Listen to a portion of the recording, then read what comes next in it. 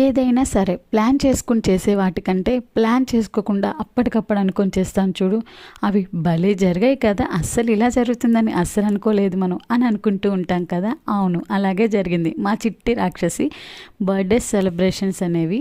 మేము ముందు వరకు కూడా కొన్ని కారణాల వల్ల బర్త్డే చేయకూడదు అని చెప్పి అనుకున్నాము.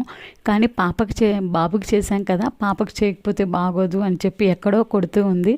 సో లేదు, చేయాల్సిందే అని చెప్పి అనుకున్నదే తడవుగా ఇంకా ప్రిపరేషన్స్ అయితే స్టార్ట్ చేసాము.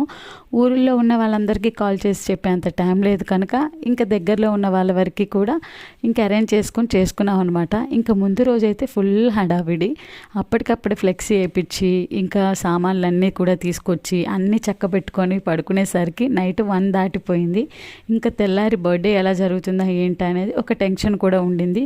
మేమందరం లేచి ఉండేసరికి మా కెవి కూడా అస్సలు నిద్ర పట్టట్లేదేమో, లేచే ఉన్నారు. ఇంతకీ వీడియో నచ్చితే లైక్ చేసి సబ్స్క్రైబ్